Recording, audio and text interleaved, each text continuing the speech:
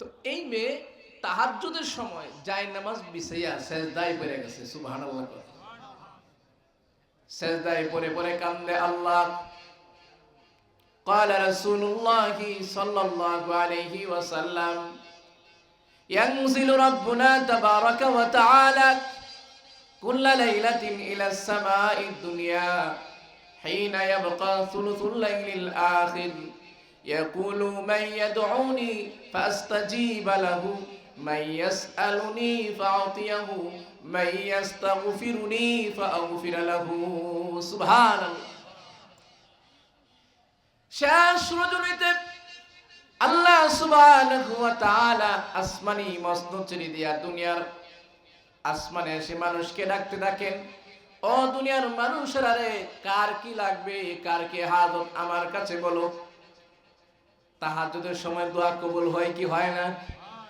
মহিলা চোখের পানিগুলো ছেড়ে দিয়া কান্দে, আল্লাহ তোমার প্রতি ঈমান আনার কারণে, তোমার প্রেমিক হওয়ার কারণে, পরকালের প্রেমিক হওয়ার কারণে আল্লাহ জন্মদাতা পিতা আমারে কতল করে ফেলবে, মনে কোনো ব্যথা নাই, কিন্তু ইন্তেকালের আগে সর্বশেষ একটা আশা, পৃথিবীর একজন যুগশ্রেষ্ঠ অলির চেহারা না দেখায় আমি একটু দিও না। গায়েব থেকে আওয়াজ আসছে, বান্দি তোর দোয়া মঞ্জুর হয়ে গেছে। আল্লাহ ঈমান আনার কারণে এদের অপরাধ মনে করে, ওমানা কামু মিনহু, তাদের কোনো অপরাধ নাই, ইল্লা আইয়ুমিনু বিল্লাহ, তারা যে আল্লাহর উপর ঈমান আনছে এটাই অপরাধ। এখন কি হইল? মেয়ে কান্দে তাহাজ্জুদের সময় যে আল্লাহ তোমার প্রতি ঈমান আনার কারণে আমার কতল করবে, মেরে ফেলবে, মনে কোনো ব্যথা নাই, দুঃখ নাই, আল্লাহ তুমি আমারে তোমার একজন যুগ শ্রেষ্ঠ অলির চেহারা না দেখাইয়া মরণ দিও না। সুবহানাল্লাহ। দোয়া মঞ্জুর হয়ে গেছে। তখন সময়টা ছিল জুনাইদ বুগদাদি রহমাতুল্লাহ আলাইহির জমানা। নাম শুনছেন না আপনারা? উনি ইরাকের বাগদাদে থাকেন। এত বড় অলি, যারা নবীজি স্বপ্নের জগতে অলি হিসাবে আমার নবী ঘোষণা করেছেন। সুবহানাল্লাহ। এত বড় উচ্চমানের একজন অলি, নবীজি স্বপ্নে ডাক দিয়ে কই, জুনাইদ বুগদাদি তুমি মানুষকে ওয়াজ কইরা শোনা। তো জুনাইদ বুগদাদি ওয়াজ করলে মানুষ মরে যেত, ওয়াজে এত তাসির পড়তো, এক ওয়াজে তো 40 জন মারাই গেছে। এবার চিন্তা করুন ওনার ওয়াজের কথার কত পাওয়ার। জুনাইদ বুগদাদি রহমাতুল্লাহ আলাইহি বলেন যে হজের মৌসুমে আমি ইরাকের বাগদাদ থেকে একটা ঘোড়ার পৃষ্ঠে সওয়ার হইয়া বাইতুল্লাহর দিকে রওনা হয়েছি। কারণ প্রত্যেক দিন বাইতুল্লাহ শরীফে 120টা রহমত আল্লাহ নাজিল করেন। আর হজের সময় তো সারা পৃথিবী থেকে আল্লাহর প্রেমিকরা, আল্লাহর বান্দা বান্দিরা আসবে, কাতারে কাতারে আসতেছে। অনেক বড় আশা নিয়া, বুক বড় আশা নিয়া পৃথিবীর সবচেয়ে দামি জায়গা বাইতুল্লাহর দিকে রওনা। এখন যাবে, কিন্তু গোরা জানি কেন বাইতুল্লাহর দিকে না গিয়া খালি ইয়ামান দেশের দিকে চলে যায়। সুবহানাল্লাহ কইতেন না? কারণ আছে না নাই? আর একটু জোরে বলেন। এবার উনি রাগান্বিত হয়ে গেলেন, কিরি আসছি যাবো বাইতুল্লাহ, কিন্তু আমার গোরাটা বাইতুল্লাহ না গিয়া খালি ইয়ামান দেশের দিকে চলে যায়, কারণ কি? উনি বলেন আমার চাবুক ছিল, এই চাবুক দিয়া গোড়ার পৃষ্ঠে আমি আঘাত করতে শুরু করলাম। গোড়ারে আসলাম যাবো বাইতুল্লাহ, তুমি বাইতুল্লাহ না গিয়া খালি ইয়ামান দেশের দিকে চলে যাও। উনি বলেন চাবুক মারতে শুরু করছে আর মনের কষ্টের কথা বলতে শুরু করছে, কিন্তু গোড়া কার কথা শুনে লড়েও না। উনি বলেন এক পর্যায়ে আমি রাগান্বিত হইয়া গোড়ার লাগাম ছেড়ে দিয়া কষ্টে আমি বাক্যটা বললাম, গোড়া তোর যে দিকে ইচ্ছা তুই সেই দিকে যা। যেই মাত্রই কথা বললাম গোড়ারে ছেড়ে দিলাম, গোড়া আমাকে নিয়ে যাইতে যাইতে যাইতে যাইতে যাইতে যাইতে দেখবেন পৃথিবীর যে বড় মানচিত্র আছে, মানচিত্রের মধ্যে দেখবেন সৌদি আরবের সাথে ইয়ামান লাগা আছে। উনি বলেন দীর্ঘদিন পরে গোড়া আমাকে নিয়ে ওই ইয়ামান দেশের খ্রিস্টান বাদশার রাজপ্রাসাদের সামনে নিয়ে দাঁড়াইছে। সুবহানাল্লাহ। আচ্ছা আপনারা বলুন তো দেখি, বাদশার রাজপ্রাসাদ পাহারা দিবার লোক আছে না নাই? সারা পৃথিবীতে আছে না নাই? আছে। এক আর্মি আসে ওনার ধরছে, জিজ্ঞেস করে মিন আইনা যেটা হুনা, আপনি কোথায় থেকে কেন আসছেন? তো জুনাইদ বাগদাদী রহমাতুল্লাহি আলাইহি বলেন, জিইতু মিনাল বাগদাদ, আমি বাগদাদ থেকে এখানে আসছি। আর মেয়ে আবার জিজ্ঞেস করে, আপনার পরিচয়? উনি দেখেন পরিচয় কেমনে, দেখো আমার তেমন কোনো পরিচয় নাই। এই শাহাদাত আঙ্গুলিটা আসমানের দিকে উঠায় কয়, আমার ছোট্ট একটা পরিচয়, আমি আসমানের মুনিবের গোলাম। সুবহানাল্লাহ কইতেন না? আরবি মনে করছে উনি বুঝি বড় কোনো ডাক্তার। একজন উঠে দৌড় মারছে বাদশার দরবারে, গিয়া কই, বাদশা যা আপনা, আমাদের এখানে একজন বড় মানসিক বিশেষজ্ঞ ডাক্তার আসছে। কই তাই নাকি? বলে হা, নিয়ে আসো। এখন ওনারা দৌড়ে বাদশার দরবার নিচ্ছে। বাদশা জিজ্ঞেস করে, মিন আইনা জিতাহুনা, আপনি কোথায় থেকে কেন আসছেন? জুনাইদ বাগদাদী রাহমাতুল্লাহি আলাইহি জবাব দেয়, বাদশা যা আপনা, জিইতু মিনাল বাগদাদ, আমি বাগদাদ থেকে আসছি। তো বাদশা জিজ্ঞেস করে, আপনার পরিচয়? আপনি তো বাগদাদে আসছেন বুঝলাম, আপনার পরিচয়টা কি? তো জুনাইদ বাগদাদী রাহমাতুল্লাহি আলাইহি পরিচয় দেয়, বাদশা জাহাপনা, আমার তেমন কোনো পরিচয় নয়, আমার ছোট্ট একটা পরিচয়, আমি ওই আসমানের মুনিবের গোলাম। বাদশা মনে করছে উনি বুঝি বড় কোনো ডাক্তার, মনে হয়েছে অনেক বড় ডাক্তার। বাদশা ডাক দিয়ে কয়, আমার আর বুঝতে বাকি রয়েছে না, আপনি যে বড় ডাক্তার, আমার একটা পাগলনি মেয়ে আছে, মেয়েটাকে আপনি একটু ভালো করতে পারবেন? যদি ভালো করতে পারেন তাহলে আমি দুইটা পুরস্কার দেব। এক নম্বর পুরস্কার হলো আমার মেয়েকে আপনার কাছে বিয়ে দিব। 2 নম্বর পুরস্কার হলো আমি বাদশা হিসেবে ইয়ামানের ভিতর আমার যত সম্পদ আছে সব সম্পদের অর্ধেকটা সম্পদ আপনার নামে লিখে দেব। সুবহানাল্লাহ। 3 নম্বর একটা দুঃসংবাদ আছে, আপনি যে আমার অনুমতিবিহীন এখানে আসছেন, যদি আমার মেয়ের ভালো না করতে পারেন আপনার দেহ থেকে গর্দানটা আলাদা করে দেব। আচ্ছা আপনারা বলুন তো দেখি, পৃথিবীর কোনো ডাক্তার কি কোনো রোগীর গ্যারান্টি দিয়ে ভালো করতে পারবে? আর একটু জোরে কোন। জুনাইদ বাগদাদী রহমাতুল্লাহি আলাইহি মুস্কি মুস্কি হাসেন। কেন হাসেন?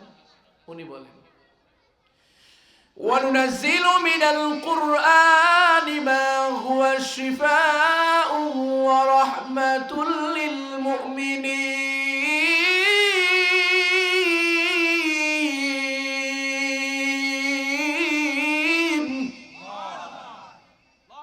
আল্লাহ বলেন এই কোরআন এটা হলো শিফা। وَنُنَزِّلُ مِنَ الْقُرْآنِ مَا هُوَ شِفَاءٌ وَرَحْمَةٌ لِلْمُؤْمِنِينَ। সুবহানাল্লাহ।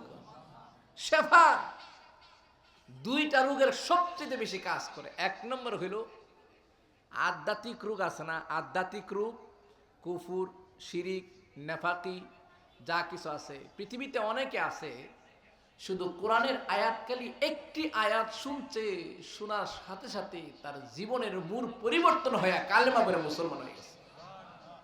কোরআনের বরকত আছে না? তাই এটা শিফা। কুফুরি রোগের শিফা, পৃথিবীতে কুফুরি রোগের শিফা কোরআন ছাড়া কোনো কিছু নাই। কেমনে বুঝবেন? ফাঁকে কই এটা শেষ করুন। আব্দুল্লাহ ইবনে মুবারক রাহমাতুল্লাহি আলাইহি দুনিয়াদার একজন মানুষ ছিলেন, মদ পান করত।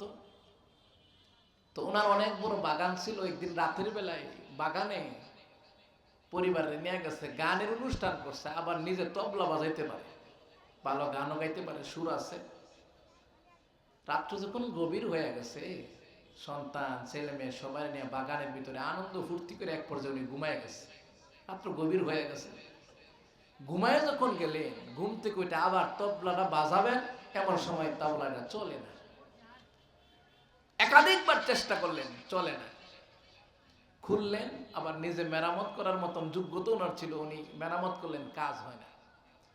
মুফাসসিরে কিরামগণ বলে উনি যে গাছের নিচে বসে এই তবলাটা বাজাইতেছিলেন, এই গাছের মধ্যে একটা পাখি বসা ছিল, পাখির জবান থেকে কোরআনে কারীমের একটা আয়াতে কারীমার ধ্বনি ভেসে আসছে।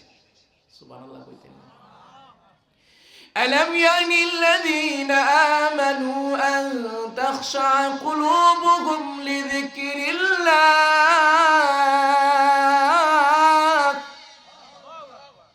একটা আয়াত, বেশি না।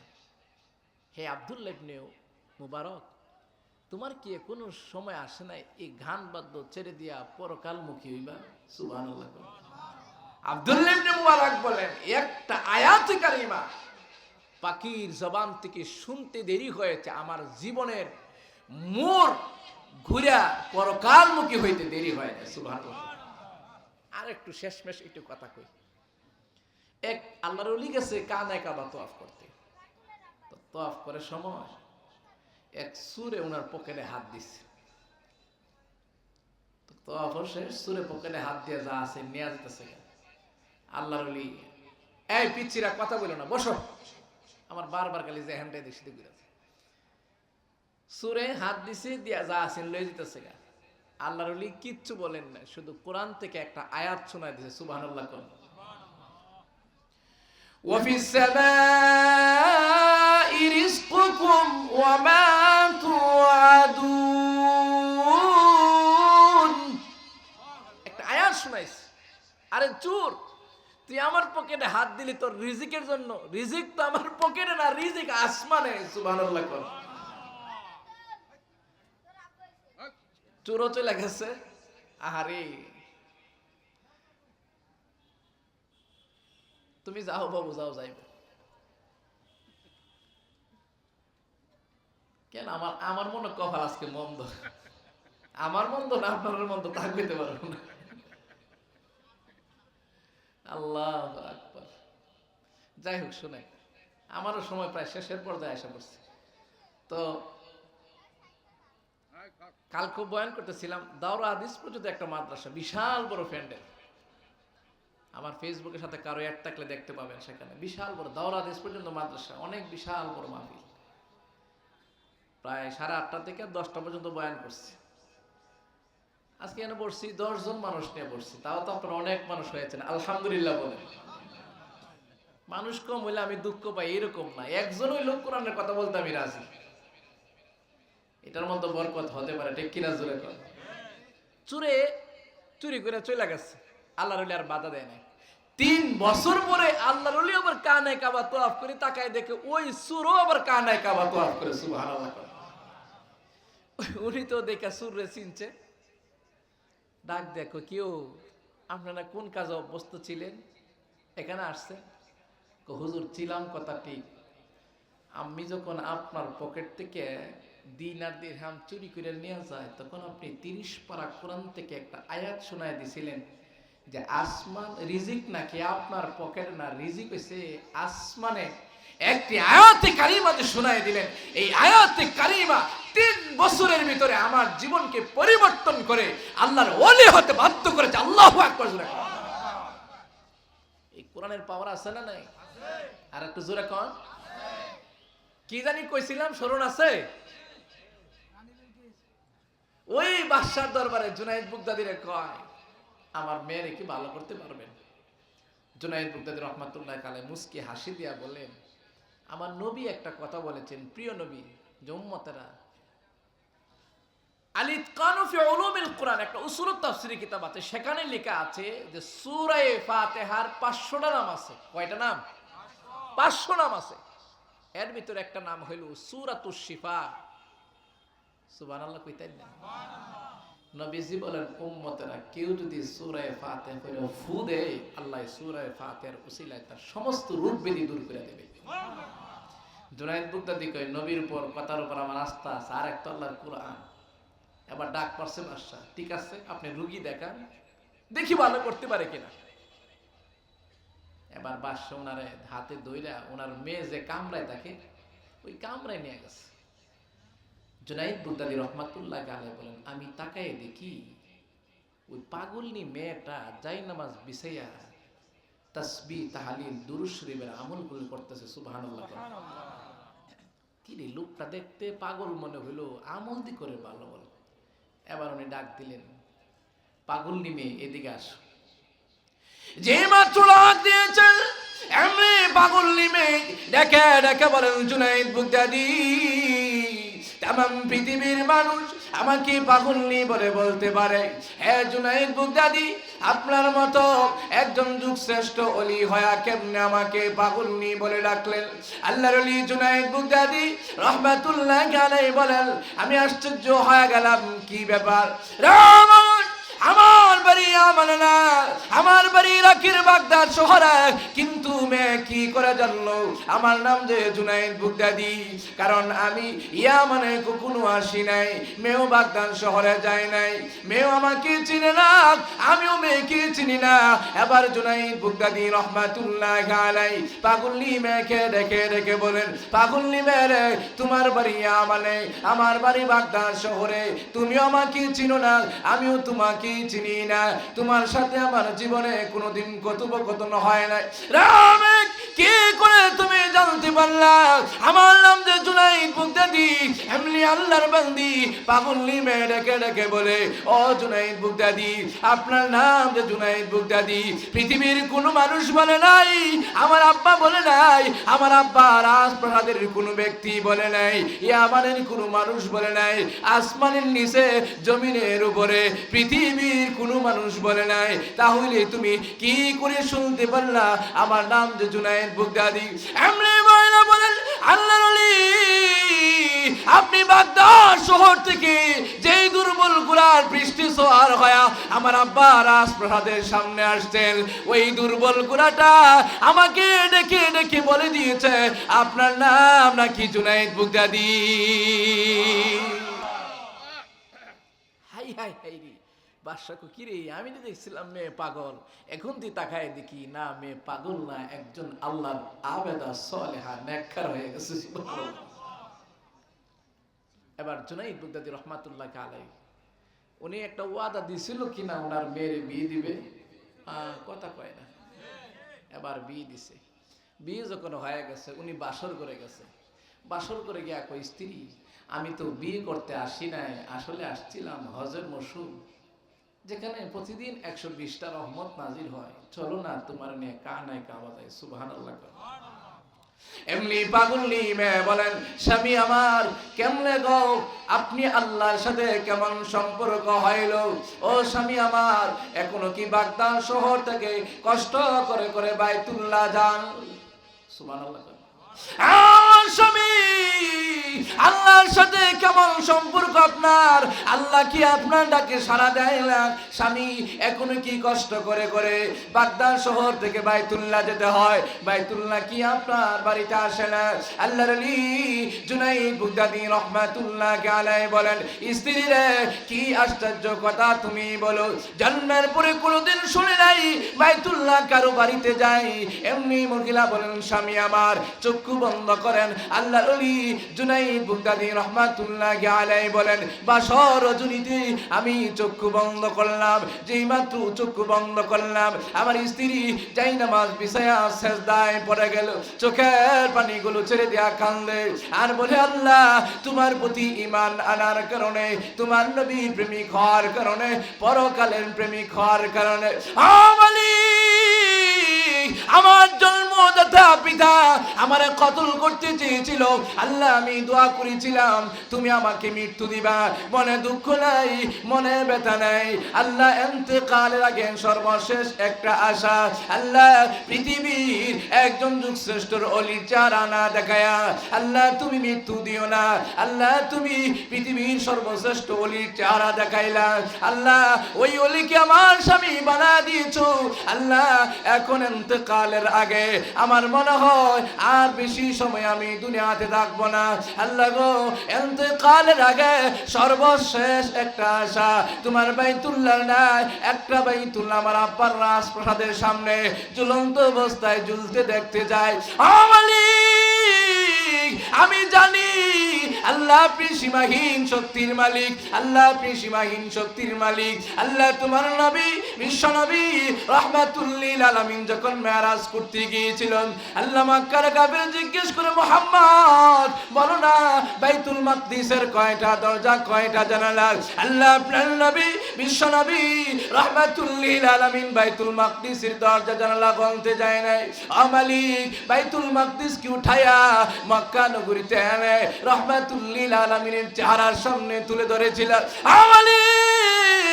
আমি জানি আপনি সীমাহীন শক্তির মালিক। মহিলা যখন তাহাজ্জুদের সময় যায় নামাজ বিছায়া চোখের পানিগুলো ছেড়ে দেয়া কানলে, আসমান থেকে জবাব আসছে, বান্দি তোর দোয়া আমি আল্লাহ মঞ্জুর করে নিলাম।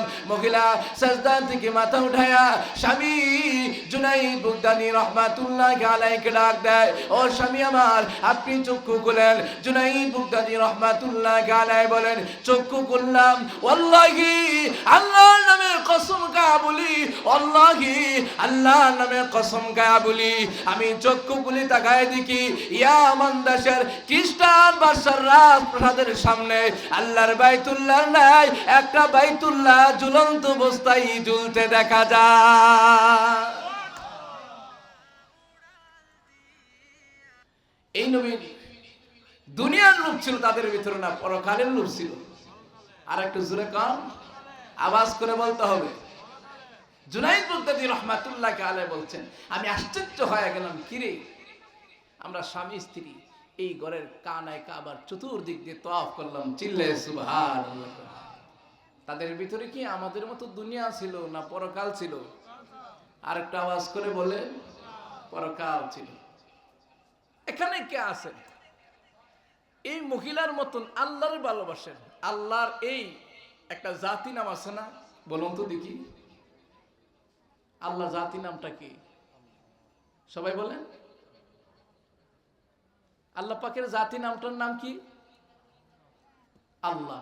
একজন মানুষ কে আছেন যে হুজুর আমি আল্লাহর এই জাতি নামটাকে ভালোবেসে এই মাদ্রাসার ওয়াজের জন্য 10,000 টাকা দেবেন? একজন কে আছেন?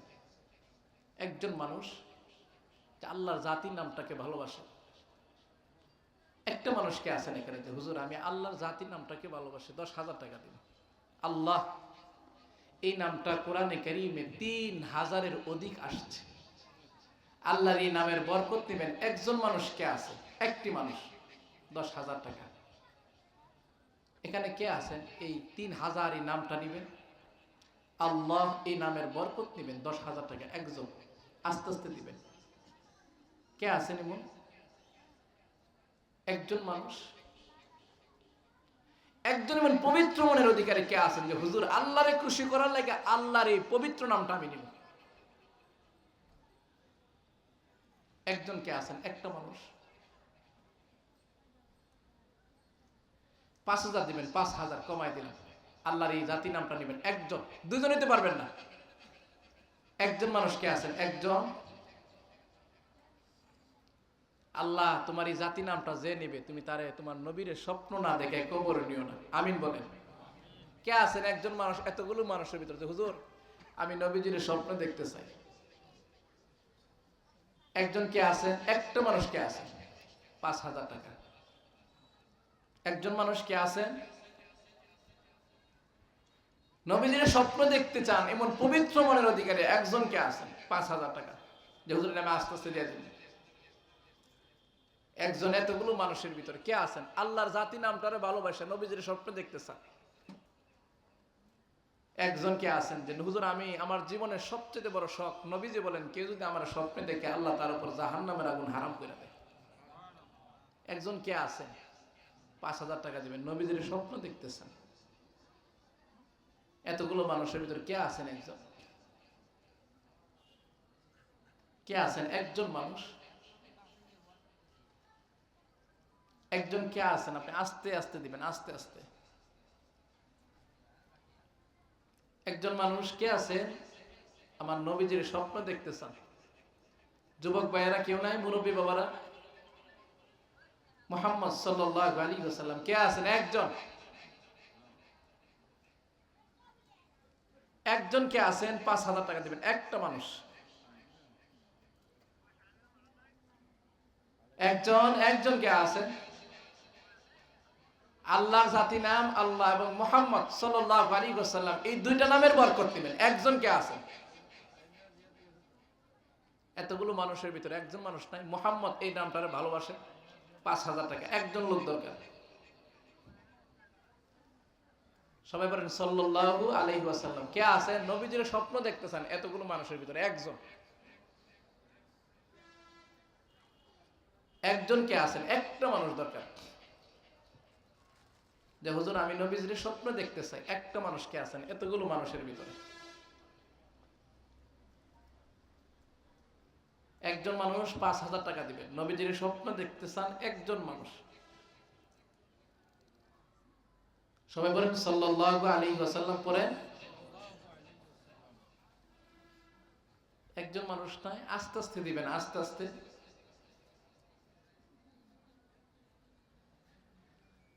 একজন নাই, একটা মানুষ, যে আস্তে আস্তে দিবেন। মুহাম্মদ সাল্লাল্লাহু আলাইহি ওয়াসাল্লাম, এই নামের বরকত এবং আল্লাহ তাআলার নামের বরকত, দুইটা নামের বরকত নেবেন। একটা লোক দরকার, একজন মানুষ দরকার শুধু আমার। সাল্লাল্লাহু আলাইহি, সবাই বলেন সাল্লাল্লাহু আলাইহি ওয়াসাল্লাম পড়েন।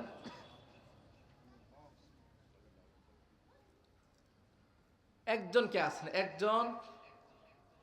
এই দুইটা নামের বরকত নেবেন, মুহাম্মদ এবং আল্লাহ, এই দুইটা নামের বরকত নেবেন 5,000 টাকা।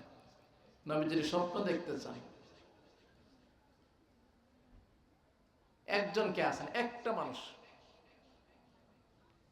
মন থেকে দোয়া করুন, আল্লাহ যে এই 5,000 টাকা দিব, আল্লাহ তার ছেলে যদি মাদ্রাসায় পড়ে হাফেজে কোরআন বানাই দাও, আমিন বলেন। যুগ শ্রেষ্ঠ মুফাসসিরে কোরআন বানাই দাও, আমিন বলেন।